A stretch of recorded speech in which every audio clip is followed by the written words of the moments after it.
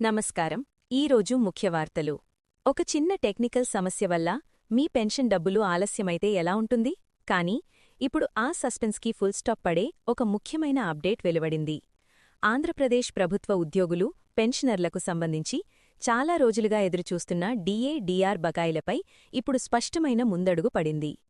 కొత్త ఆర్థిక సంవత్సరం ప్రారంభమవుతున్న ఈ సమయంలో ప్రభుత్వ ఆర్థిక వ్యవస్థలో కీలక మార్పులు చోటుచేసుకుంటున్నాయి. ప్రస్తుతం రాష్ట్ర ఆర్థిక వ్యవహారాలను నిర్వహించే వ్యవస్థ అయిన సీఎఫ్ఎంఎస్ గత ఆర్థిక సంవత్సరానికి సంబంధించిన అన్ని లావాదేవీలను క్లోజ్ చేసే పనిలో నిమగ్నమైంది.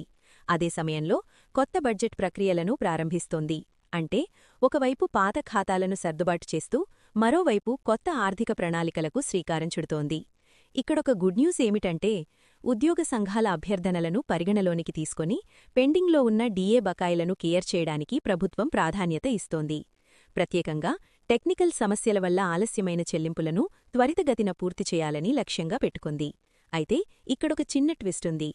ఈ మొత్తం ప్రక్రియ సజావుగా సాగేందుకు ఏప్రిల్ 1వ తేదీ నుండి 5వ తేదీ వరకు కొన్ని ఆన్లైన్ సేవలు తాత్కాలికంగా నిలిపివేయబడ్డాయి.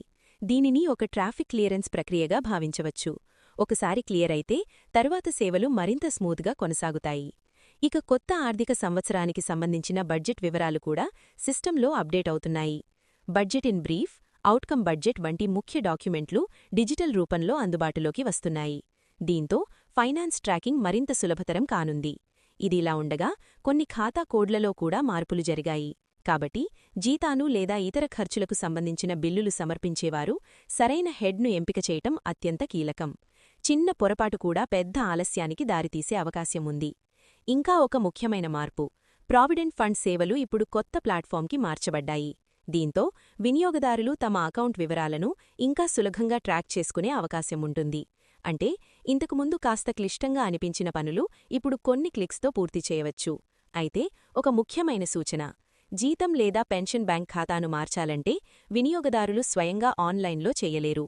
ఇది కేవలం అధికారికంగా డీడీఓ ద్వారా మాత్రమే నిర్వహించబడుతుంది.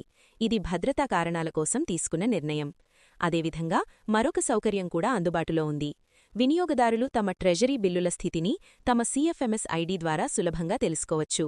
దీంతో తమ డబ్బు ఎక్కడి వరకు చేరిందో స్పష్టంగా ట్రాక్ చేసుకునే వీలుంటుంది. మొత్తానికి కొద్ది రోజుల ఆలస్యం ఉన్నప్పటికీ ఈ మార్పులు పూర్తయ్యాక వ్యవస్థ మరింత వేగంగా మరియు పారదర్శకంగా పనిచేయనుంది. కాబట్టి మీరు ఎదురుచూస్తున్న బకాయిలు త్వరలోనే మీ ఖాతాలో జమ అయ్యే అవకాశం ఉంది. ఇవి ఈరోజు ప్రధాన వార్తలు. ధన్యవాదాలు.